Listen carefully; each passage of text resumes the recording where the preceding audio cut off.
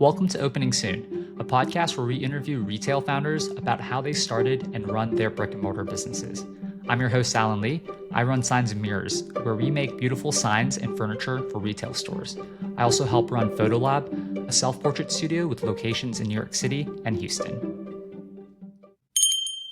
Today's guest, Cassie Piasecki, is the founder of The Full Routine, a dynamic workout where Pilates meets full body transformation. Cassie has 3 locations spread throughout Southern California and is expanding rapidly.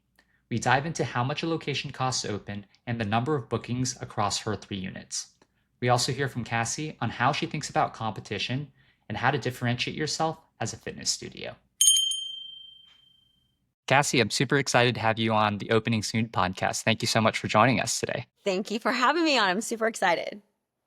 So before we jump into the full routine, I'd love to hear a little bit more about your background. I know that you have a very illustrious career starting a business at 18 and working as a CEO at Grit Cycle and Fight Camp, but maybe give me some of the highlights and what you've learned through those experiences that led you to starting your own business with the full routine. For sure. I definitely qualify as one of those serial entrepreneurs. And like one of my favorite guys, Gary Vaynerchuk, says, you know you're an entrepreneur when you literally crawl out of your skin working for someone else. And even though I have worked for other people, I did crawl out of my skin a lot during those careers. I would actually say my first business was when I was like 10. I was like making things and selling them. Then opened up a clothing store when I was 18. Mm-hmm. Had a couple clothing stores. I've had a couple online businesses. I've had a brick and mortar nail salon, all different little things I had my hands in. And at the same time, fitness was always woven through my life. And in 2013, indoor cycling craze was just coming to Orange County. And like I said, I'd had all these different small businesses that kind of led me to retiring from everything because I was like, no one wants a 50-year-old aerobics instructor. My daughter was just getting ready to go to boarding school. So I wasn't sure what direction my life was going to take. So I had closed whatever businesses I had at that time. And the indoor cycling craze came into Orange County and it pulled me right out of retirement. And I was like, I have to get back into the fitness industry. And Soul Cycle was really big. And a company started here in Costa Mesa, California called Grit Cycle. And I started off as an instructor. And right around the same time, social media was definitely a thing. You know, we had Facebook and Yelp and different things that were tied to business. And I had my hand in a lot of social media stuff. I'd obviously opened up businesses and sold businesses. And the people that owned Grit knew that I had these other, I don't know if you call them talents or experiences. And when Grit opened, I said, hey, you know, if you want me to, I can do social media also. And I think that was like the doorway into them getting to see me on the business side of it versus, you know, just being an instructor. And I took all of these experiences that I had from when I had my first clothing store, and we literally took a note card and we wrote down someone's name and address and telephone number and birth date on an index card. And I put them in this thing called a Rolodex. And every month I would say, who was born in October? And I would call them or send them this thing called a postcard with a stamp on it. I took all of those experiences from, I kid, but it's kind of true, from direct mail to advertising on Yelp and getting onto Twitter early on. I took all those experiences and started to put them into building the business and the marketing behind Grit Cycle. And taught there for a couple years.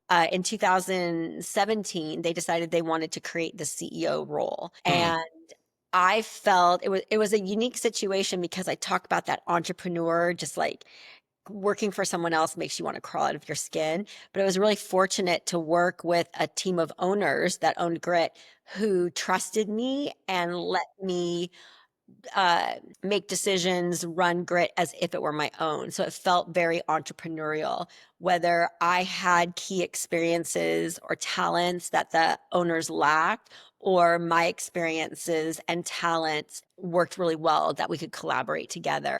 It was so cool. And we were able to take Grit Cycle, where at the time when I took that larger role, we had two studios that we built from the ground up. And we were building studios at a cost of around $1 million a studio. And that's because indoor cycling is so music driven. You had these giant sound systems.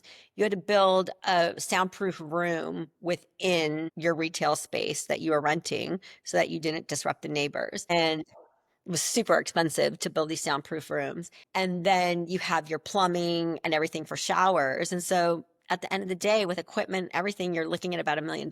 And one of the owners and I, we wanted to open up more studios, but we knew we couldn't do it at the pace we wanted to at that price tag.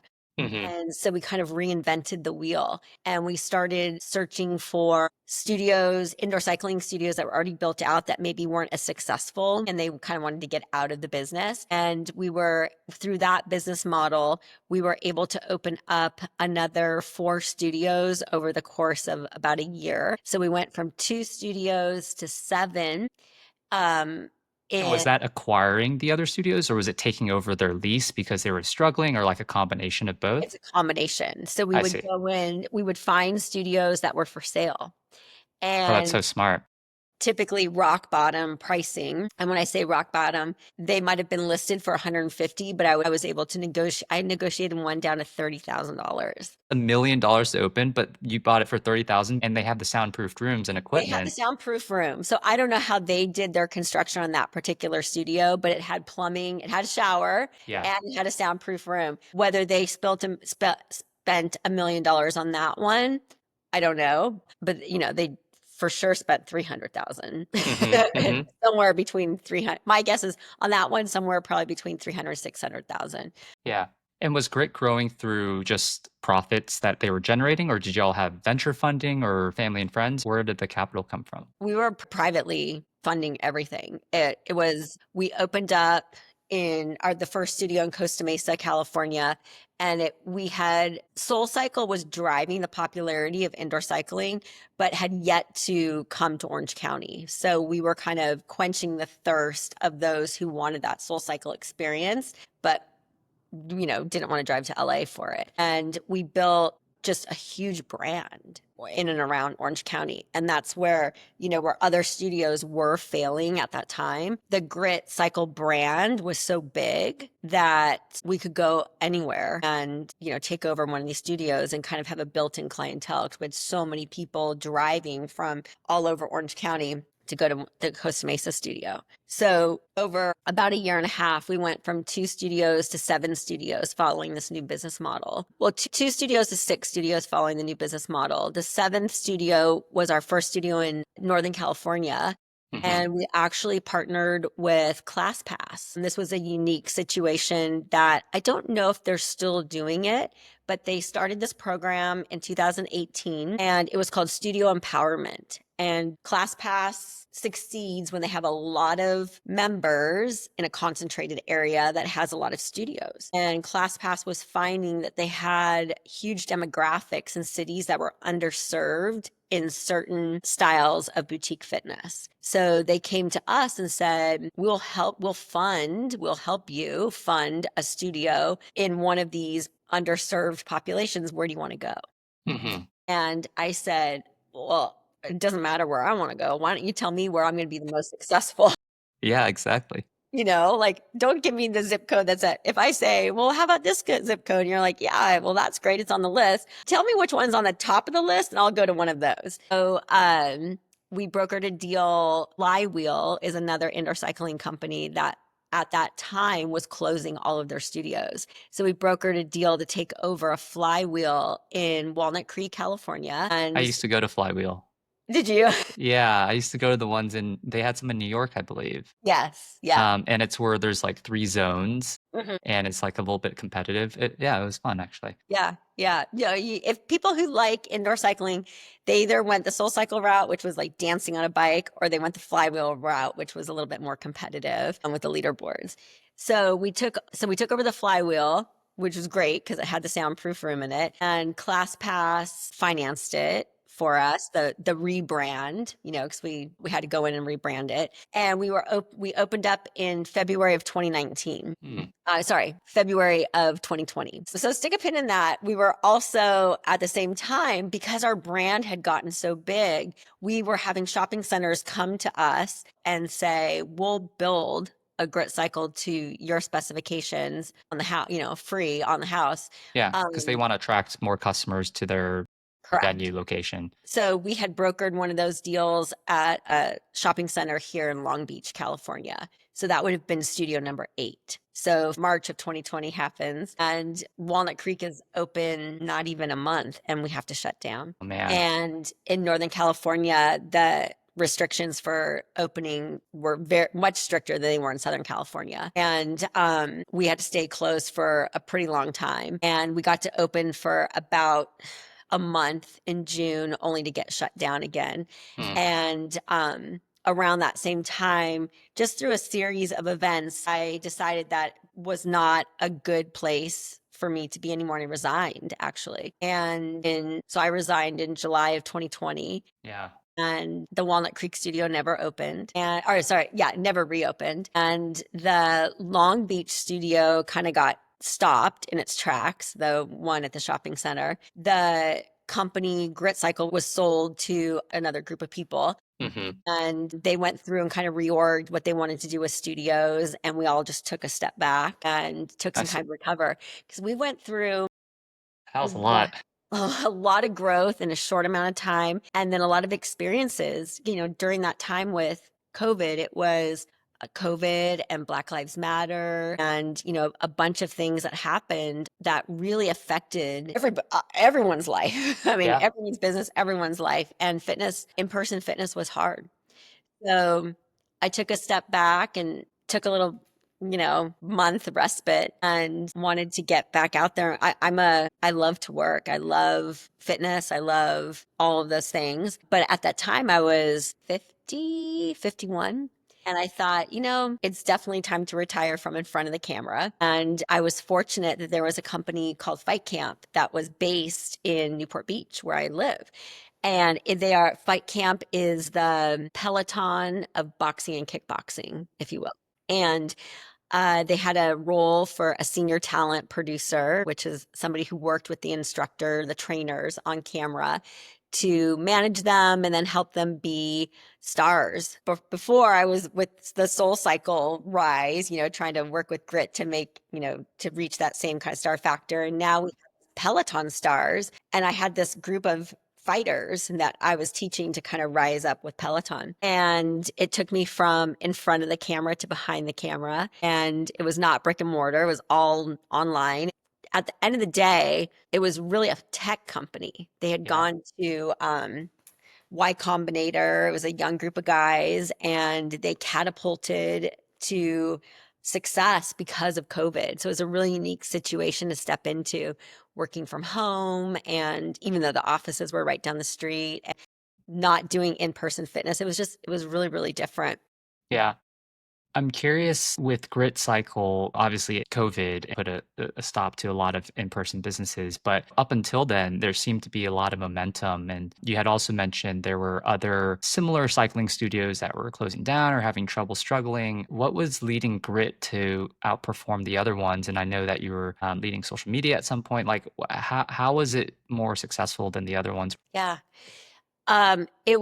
It started off with a unique situation of being that kind of first to market in Orange County before SoulCycle laid their flags down. And we had built this, when you're first to market with something and you can create a passionate community, and I'll talk about how we did that in a second. It doesn't matter if SoulCycle comes in, you've already built your group. So we did that through a couple ways. One, we had very charismatic owners of the company. One had her father was a huge celebrity, and so her name drew in a lot of people. And another was this guy, Matt. Matt is 6'4" with dreadlocks and an ex-soccer player, and handsome guy who played, all the music, could have been a DJ. And he was like a great coach. and everybody wanted to go to Matt's class.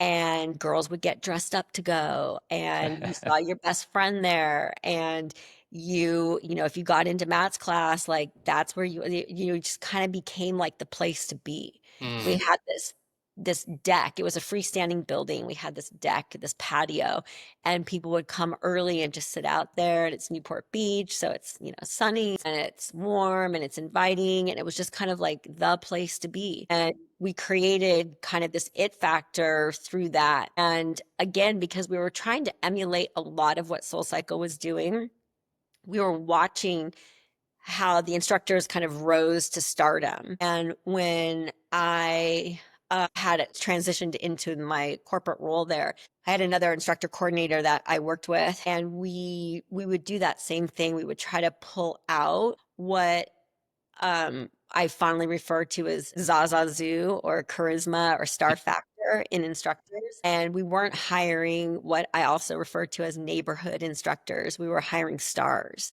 mm, And we made sure that everybody had a personality that was unique to them, that was who they were. We weren't trying to make them something that they weren't. We wanted them to lean into who they were that made them different. And I think the other studios that were opening up around us didn't have a grasp on that same style of hiring and training.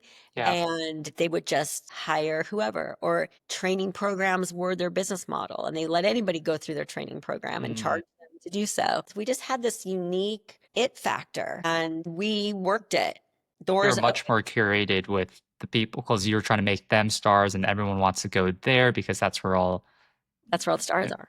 that's where all the stars are. Got it. Yeah. And that translates really well to fight camp because you were basically trying to replicate finding those stars to promote the boxing equipment. Fight Camp had equipment that you bought, and they basically tracked your punches, let's just call it that, in a bag. And then the app had the fighters on there teaching the workouts that you did on the Fight Camp bag. So you couldn't take the equipment to like a gym and just hit a bag and it would work. You need to be taking the classes on the app. So I had this group of fighters who I would say they're just as much stars as they are fighters. They have to work crowd, they have to intimidate their opponent. They are very charismatic. They are stars in their own right. And so it was teaching them how to connect with one person on the other side of the screen that they never get to see, the client taking their class, how to connect with them, how to have eye contact, what to wear, what to say. Then some of the like just technical stuff of like, this is the bicep. And when you punch, teaching them anatomy, or, they all Yeah. knew what bicep was, but teaching them anatomy, all the things, and creating programs and programming and different class, structure and all of that. And then teaching them that they are actually the star of the show, Mm. and they need to have that Zaza Zoo to be able to connect with just one person. Even what they say, you don't say, okay, you guys, let's all hit the bag. Where is everybody else? It's not you guys. I'm here in my living room by myself. It's just me. Yeah. And that's one of the hardest habits to break when you're working one-on-one on camera, is you got to talk to the person. Mm. So it was really cool. And it was really interesting to work for a tech company. And I knew what Y Combinator was. It's a tech incubator for startups. And I was fascinated that I got to be on the ground floor of a company that just did that, because, I'm a techie girl and I thought I was going to work for a fitness company, but I definitely was working at a tech company. And it was super interesting. And through a chain of life events, one being getting divorced after being married for 30 years, I decided that it was time for me to open up my own concept. So I decided I had once again retired from fitness, and then I was like, nope, I'm going back in. So that's how the full routine was born. And Wow. I mean, I could see how those experiences prepared you very well for what you are doing at the full routine. And for our listeners who maybe aren't as familiar with exactly what the full routine is, could you give a quick overview of how the full routine works and how it's different from other fitness studios? for sure. Classically trained Pilates instructor, thought I always wanted to have my own reformer studio. And so through those life-changing events, decided to open up the full routine, which is a classical reformer studio. But at the same time, I created this other class called TFR Mat. And in the first studio, I wanted to offer both. I had a really small studio, that could only fit 6 reformers, and then when we did the mat classes, could only fit 6 or 7 people, and I figured, "Well, this is my proof of concept." How But what big, it how many square feet was the first the first location? studio was, like, 500 square feet. Okay. All right. And it was in the back of another studio. I took over the garage. So it was this long, skinny garage with cement floors.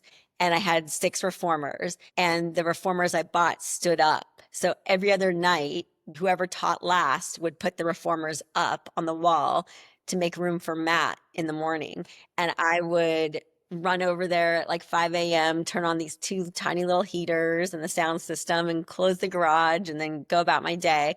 And the girls would come in and TFR Matt in the teeny tiny garage. It was actually called Matt Make It Hot at the time. We changed that name. They were rolling around on sweaty floors, and it caught on very, very, very fast. But you asked me what makes the full routine different. And I'll start by this one, or what started to make it successful right from the get. I opened it up in Newport Beach, where I had been teaching fitness for many, many, many years. And I had a small but strong clientele that was just waiting for me to open up something else. So when I opened up the reformer studio with only 6 reformers, I already had kind of like a built-in clientele. But I have a way of teaching that is very important to me. And I saw that that was lacking in traditional Pilates studios, in that I teach a very athletic, high energy class. And oftentimes you go to a studio and you go to your favorite instructor who teaches the style of class that you like. And then next week, there's another instructor who walks in and says, "Well, today I'm just going to stretch." And I just go, So, my way of quality control and making sure classes were taught the way that I wanted was I program all of the workouts and I film them. And my instructors and I all teach the same workout Monday through Sunday. And then every week it switches. So it's great for me because I ensure that everyone's getting the same workout. And then it's great for the instructor because they don't have to program classes, which takes a lot of time. So for the reformer studio, the reformer classes, it's done in that way. For TFR Mat, when we started off, and still to this day, there's 3 sections. I program the middle section, which is the Pilates mat section. So TFR Mat is a 60-minute class that's driven by the beat of the music and the heat of the room. There's 3 sections. There's an arms routine, a Pilates mat routine, and a full body sculpt routine. And we are first to market with something like this, and first to market before hot Pilates was a thing. Because if you're in the fitness industry or anywhere on social media, you see everybody doing hot Pilates. I do see it. We are not hot Pilates. We are TFR mat. We have a Pilates section, but we are not teaching Pilates. And the majority of people that are out there on social media are also not teaching Pilates. They're just teaching a heated sculpt and calling it hot Pilates. But we are first to market with this here in Orange County. And for the most part, there's only one other company that does something similar to what we do. And they have one studio in Los Angeles. Outside of that, there's no one doing what we're doing. And so I opened up that studio in September of 23, where we did both reformer and mat in the back of a other Pilates studio. On the very first day, I said to the girl that I was subleasing the garage from, I said, "Whenever you're ready, I'll take the front too." And Interesting. she kind of laughed at me. And I said, "No, really, I'm serious." And she's like, "Okay, whatever. We're fine." So we taught both back there for 3 months and outgrew the space for the mat studio. And so in January of 2024, I found an 1,800 square foot studio across the street from the reformer studio, where we opened up TFR Mat, solely dedicated studio, in March of 2024. By mid-April, so 6 weeks into it, it was running at about 80% capacity, meaning 80% of the classes, Are or the full. classes were 80% full.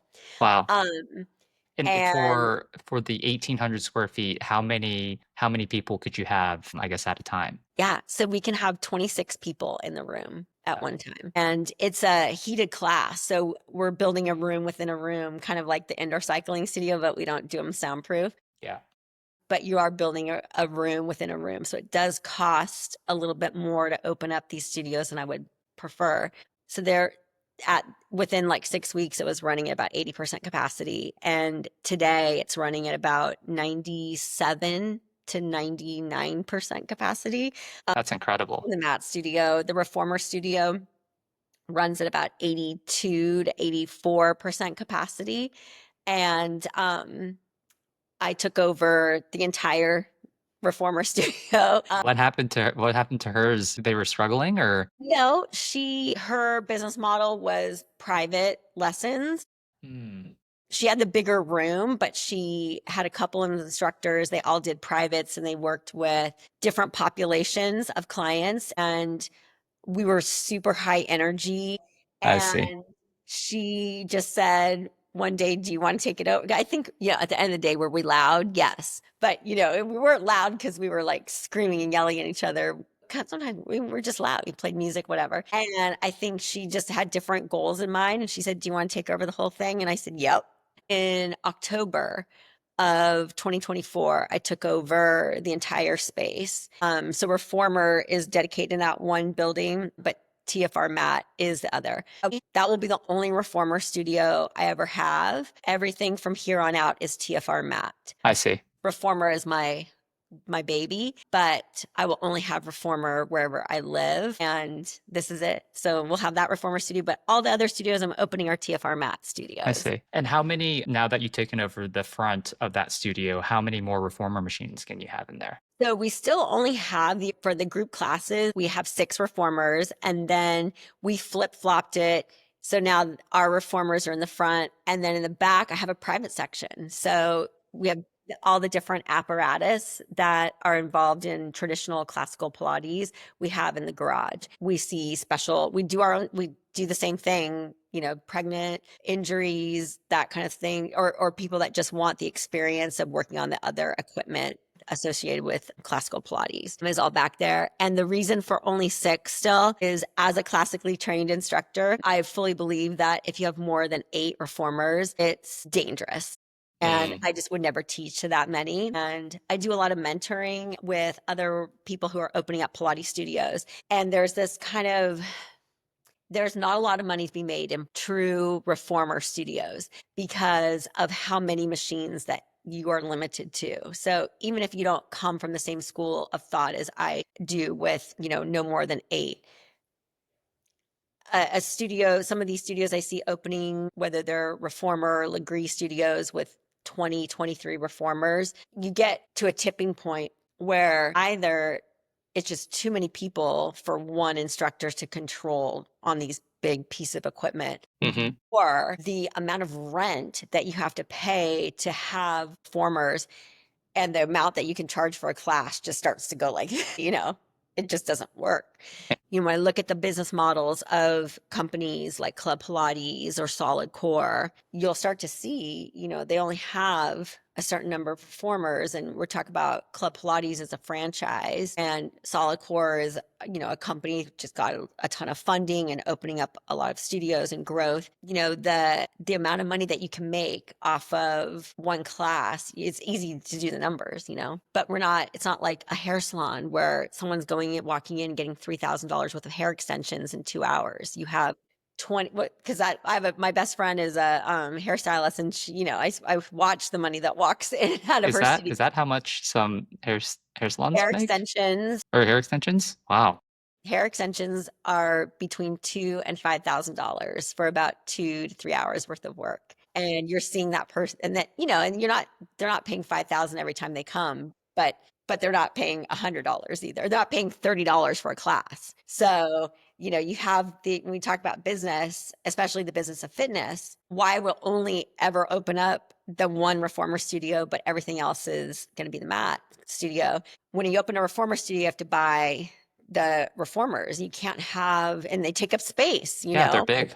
they're huge and they're expensive, and you can only have a limited, even if I could have 20 of them, you've got all that. And then with Matt, it's just a big room with a little bit of small equipment. But the other side of it is boutique fitness. The cost of going to a boutique fitness studio is what it is. And it ranges At the high end, $40. And I'm telling you, a lot of people are not paying 40 unless they're in New York. And it's a different beast there, 40, $45. And the low end being that class pass visitor who is paying anywhere you're getting, it could be as low as $10, depending upon what you're You mean the business owner? the business owner. That's your window of opportunity. Studios that come in above that, we have a new studio, a new reformer studio that opened here, and a walk-in class is $50. And we're in one of the highest demographic money-making zip codes in the state and in the country. And there's a very far and few between people that want to pay $50 class, even if they can afford it, because it's absurd. $50 is a lot, So even for New York. yeah. So you're working with this like small range. And so you've got to be really efficient. You have to have a lot of classes. You have to pack in as many people. And, in the Club Pilates respect, you are buying yourself a job. It's a franchise. You're buying yourself a job. Are you going to retire off of money that you make at Club Pilates? And if I have Club Pilates listening, they'll probably want to like come after me right now. Is one studio owner going to be able to retire and live an extraordinary lifestyle off of one studio? And the answer is no. But when you have multiples, or you have a modality where you can have multiple people in them, depending upon what your lifestyle goals are, will dictate how much money you can make in this business. Are you able to share rough numbers of, how much does it cost to open a sort of a mat Pilates studio? And, what can someone expect to make, in certain areas? Let's talk about mat studios because hot Pilates studios are so on trend right now. So I just opened up a new studio in Manhattan Beach, California. It was a rectangle when I walked in, so it didn't have to be demoed or anything like that. I basically just had to put my floors in, build the heated room. We didn't put any showers or anything in. We had to put the heaters and get some equipment and sign and everything, and it was about $240,000 to get that studio open. Because I'm building a really great brand, we had built-in clients that were just waiting for us to open, so we're running there at we're 1 month in and we're running about 45% capacity, which is amazing. Doesn't sound like a lot, but we have some classes that are completely sold out all the time. And then like today I taught and I had 7 people in the class. But 5 weeks in, 4 weeks in, that's amazing Yeah, because no, it's great. when you have classes already sold out, that bleeds out into the other ones. So we're profitable from a operations standpoint in that Mhm. studio 1 month in. But people look at this big, okay, well, wait, you invested $240,000. When are you going to be able to pay that back, or however you got that money or whatever you did, and when do you start making money? So I always tell people this: it doesn't matter if you're opening up a reformer studio or a motorcycle repair studio or whatever. You have to make sure that your lifestyle can sustain not making money for a while, making a little bit of money. So when I opened up the first studio, I had a really low cost of living. I was in a situation, I wasn't married. My daughter was already grown up. I just gotten divorced. I didn't have anything. I had, my apartment rent, my car payment, and my health insurance, period. And I'm a small girl. I don't need that much money. It was that perfect point for, yeah, I can pull $4,000 or $5,000 out of my studio to pay for my rent, my home rent and whatever when I get to that point. I had a runway of money saved so that I didn't have to tap into studio money for a really long time. And but my runway didn't have to be so big because my cost of living was so down. Where I were married and house payment and kids in private school and whatever. And then everyone's like, well, when are you going to make your money back? When are you going to make your money back? How are you going to pay yourself? That Super stressful. super stressful. So one of the first things that I tell when people come to me, well, how do I open I said, well, what's your lifestyle like? Because I don't want you to get so bummed and desperado when your numbers, when you have 6 people in a class, because that desperation is going to come through everything you do, your marketing, your training of instructors, your interactions with clients. the sales that you do, if you don't have that cushion, whether it's money that you've saved or someone that's helping you with your expenses or you've dropped your cost of living down, that anxiety is energy that's going to flow through your business and you're going to repel people away.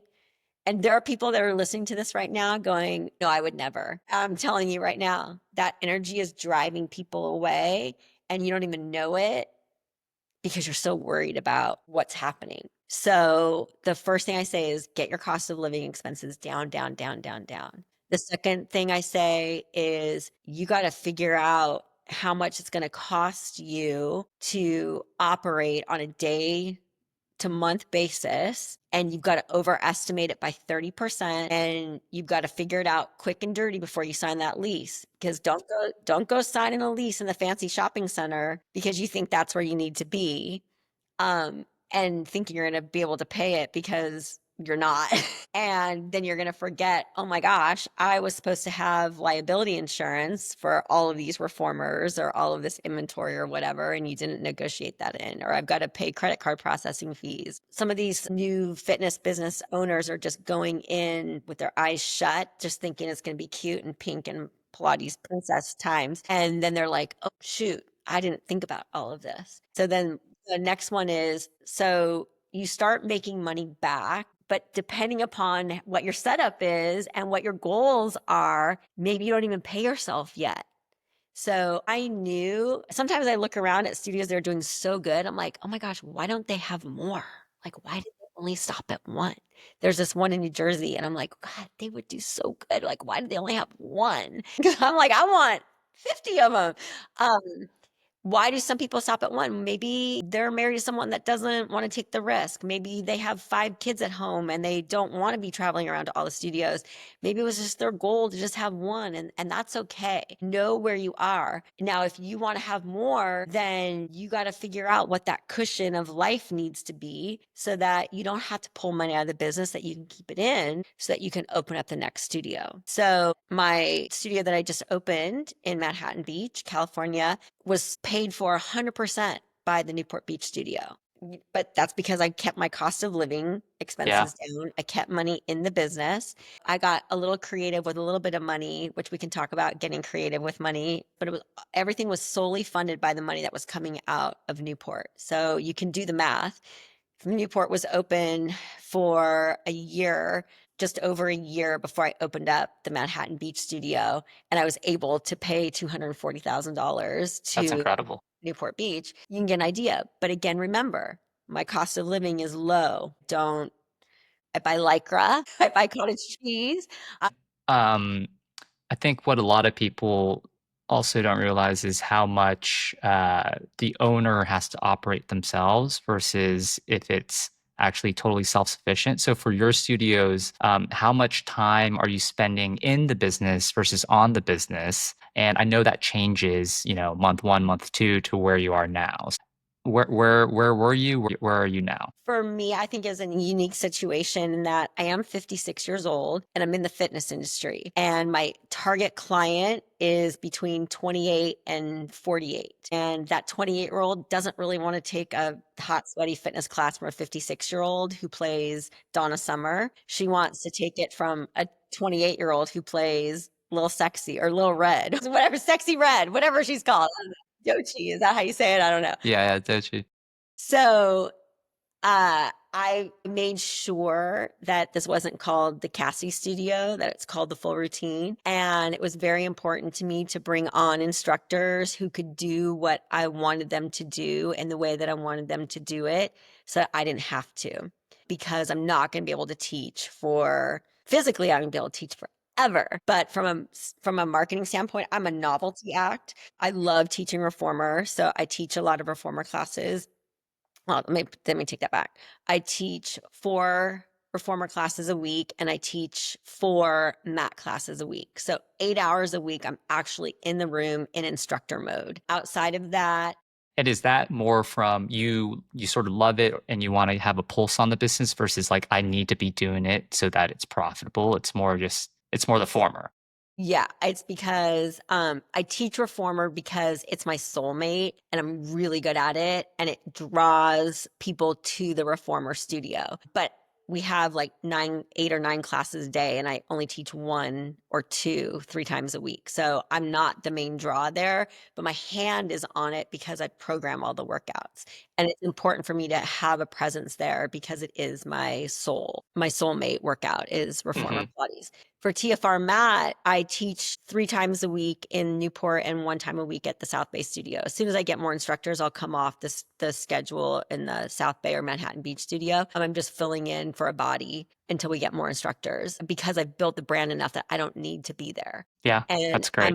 I'm the novelty. So it's like, oh, the girl, the one who created it, she's coming in, she's going to teach. So Yeah. that's what I want to strive for. I spend the rest of my day up until 4 months ago. I did all the payroll. I did pretty much everything. And, I have a partner, a boyfriend who like is in a big business also. And so Hmm. I have a lot of free time that I can work until late at night or, whatever, because he's traveling. I may not be like in the studio working from like 8 to 5, but I'm up until like 10 or 11. You're working on the studio, just not necessarily physically Just doing there. stuff.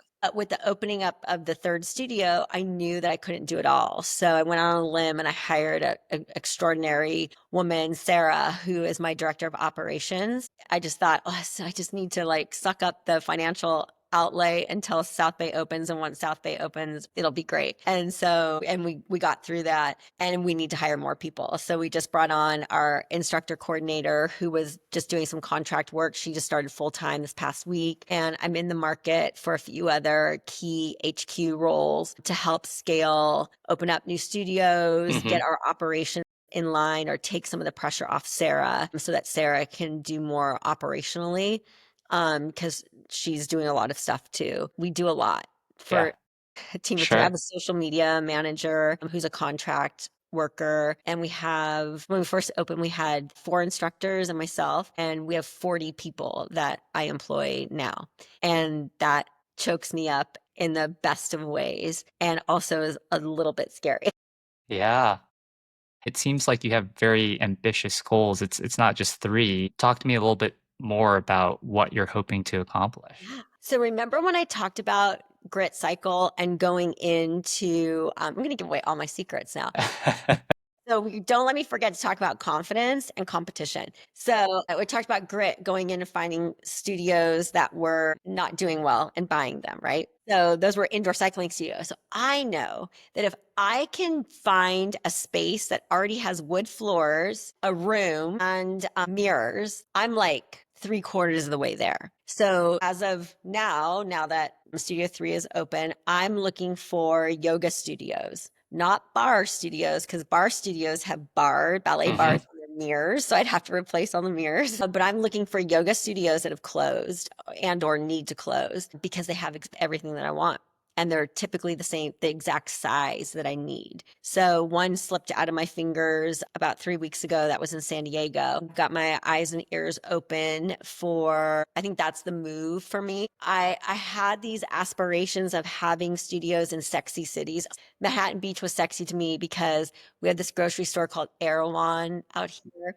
I found out they were opening an Erewhon in Manhattan Beach. And so I went and I found a space on the same street, 2 blocks down from where Erewhon is That's opening. so smart. That's so smart.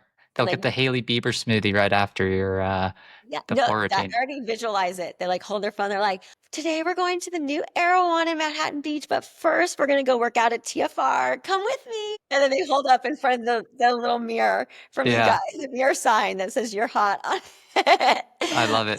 I like that is like my like that is why I chose the space where we're at because what we do, we're first to market because what we do is so different. And our studios, whether it's the mirror sign from you guys or the logo on the mirrors in the actual workout studio, it's a very social media content attention grabber. My studios are. And I'm very fortunate that our clients use our space to create content and it's driven our business in our studios here, but it's also put my brand on the eyes of a lot of people outside of our studio. Mhm. And so I've had studios reach out to me saying, "Can you come and train us how to do this?" And so I did that. I started doing that. And the first one I did was in a city called New Bedford, Massachusetts. And if you're not familiar with New Bedford, it's a teeny tiny town an hour outside of Boston. It is known as the whaling capital of the world. And it is not sexy at all. It's freezing cold and it's New Bedford. And they are jamming. Their studio is packed. It's changed their business. It blows my mind. And so I always say, like, if it can work in New Bedford, it can work anywhere. Anywhere? Wait, And and is this is another separate studio that reached out to you so that you teach them the full routine method? Mhm. And you're doing that, like, from a consulting basis, or are they a part of the full routine now too? Or, like, how does that work? So there's 2 different ways that studios can hire us. This is God, there's so much to talk about.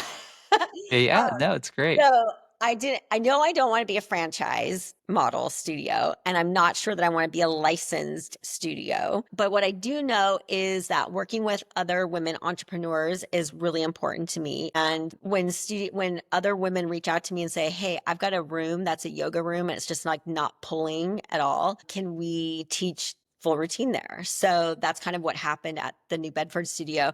So I said, "Well, you can do one of 2 things. You can either make it a TFR Mhm. branded, and it's gonna cost a little bit more, and you're kinda licensing the method from me, or you can pay me to come in and teach you guys with one of my founding trainers over the course of 4 days. You can call it whatever you want. Pay me X number of dollars. Which one do you want?" And they said, "We'll take come in and train us over 4 days." So I already had my training protocol because we do that here, but put together a little different package for them. They paid us. We flew out there. We taught them how to do it over the course of 4 days. We taught a bunch of classes while we were there to create buzz and hype. And because of social media, people already knew who we were and they were excited to have us there teaching and then to know that that was going to be offered at that studio, and they call it Full Sweat and they love it. And so I have a few more studios that are inked for this year and one for next year that are doing that same kind of and I think that's it that I'm gonna do. And from here on out, my boyfriend's trying like I told my boyfriend's in like big business and he's like, "We gotta figure this out because I just can't sit back and watch you do this anymore." We are first to market with this. And it's only a matter of time before, well, all the other hot Pilates studios are open. They're still not doing what we're doing, but it's just a matter of time, you know. So we have that model, which will probably end up doing some kind of licensing in other cities and states. But it was so great to have that New Bedford experience because it just proves like you can go to New Bedford and be wildly successful. So we do that. We have an on-demand platform where we film classes in the studio and we have a whole on-demand so people from all over. And that's another marketing tool. It's profitable. It does not make or break us from a Yeah. profitability Is that a standpoint. part of the mobile app, or is that separate? No, it is a separate platform that's integrated with our booking system, I but see. it's all on the web, it's not on the app. So we have that. That's an awesome marketing tool. People can do Pilates all day long for free on YouTube. We get it pays for itself and then some. It's profitable but again, it's a way to get our name out into the world. Um, and with like no cost to us at this point. So I want to talk about confidence and competition. So confidence is know exactly what you're going to do and be so incredibly passionate about it and so confident in your offering.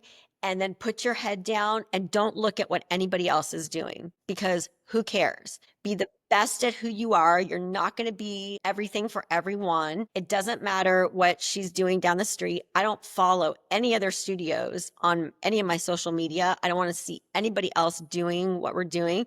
People send me stuff, so I have a little bit of pulse. And I just say, please don't send, I don't want to be swayed. I don't want to waste any energy worrying about competition. Be so confident. Don't water down what your offering is. And I don't care if you sell pink t-shirts and you're so passionate about pink t-shirts. And then everyone says, well, the color is beige. And you're like, okay, well, I guess I should have beige now. Stay true to pink. Don't worry about the competition. There's enough to go around for everybody. Let go of the desperation, the scarcity mindset. Be feeds, it doesn't matter if the words are coming out of your mouth or not, it's out of your body. Energy is so important, and you've got to give off confident energy. Don't look at the competition. Put your head up every once in a while. Okay. And then put your head back down. Who cares? So I wanted to talk about that and then talk about creative financing. Uh, I'm just all over the place. Just No, these are all like amazing nuggets that I'm okay, sure good. our listeners will love to hear. Okay. So people ask me all the time, how did you get $240,000 to open up this new studio? How'd you get the money to open up your? My first one was 100% solely funded from the small amount of money that I got from being married for 30 years. And then Studio 2 was the first dedicated mat studio, was built from a little bit of the small amount of money that I had plus revenue coming in from the studio. And that one was not as expensive, but Manhattan Beach solely funded, all from pure profit, and then these creative things. So because I had an established business already, my booking software company is called Mariana Tech. And I started getting these emails from Mariana Tech after being open in the very first studio, from being open 2 months. And I started getting this email, and it would say, you are approved for $2,000 in capital. And I watched, and I was just like, I don't know what they're talking about. It's probably credit card. And I just deleted it. And I watched, and this all of a sudden these numbers just started. The longer we were open, the more our business was growing, the bigger the number was on the thing of the email. And then it started getting up to like 25,000, 30,000. And I was like, what is this? And I clicked on it. So what the booking software for us, and I'm sure there's lots of companies that do things like this, but the booking software said, all of your money that your people are paying to come to your studio rolls through our bank, because all of our credit card processing, everything has to go through these booking systems. All the money flows through them. So as it flows through, we're going to take 15% of your sales every single day to pay off this chunk of money that we're going to give you for growth, for capital. You're approved in less than 24 hours, and they're taking 15% off of my sales every day, and I don't even notice it. And it gets paid off. It's already paid off because we're making so much money at all the studios. It got paid down really quick. How much was that loan that you took from the booking software? It was either, I think it was 32,000. But, that's a Yeah. big chunk of money. And then I do all of my accounting through QuickBooks. And I noticed on my QuickBooks dashboard, I got that same kind of note. Oh, you're approved for, I think that one might have been. And I'm like, well, that could be cool. And so I reached out to them. Yes, it's expensive money, but it gets paid down really quick, and it just gets taken out of your daily sales, and it becomes much cheaper money when you're successful because the money comes out faster. Yeah. And you give up zero equity and you keep the business to yourself. Zero equity. Yeah. The Kept it all to myself. revenue-based financing. But a lot of fitness girlies don't know that this out there. Another way that I was going to do it and ended up not doing it, I'm kind of glad at the last minute, was bringing on a construction partner. So I work with the same contractor. I've been working with him since Grit days, and I was going to give him some equity in exchange for doing the construction.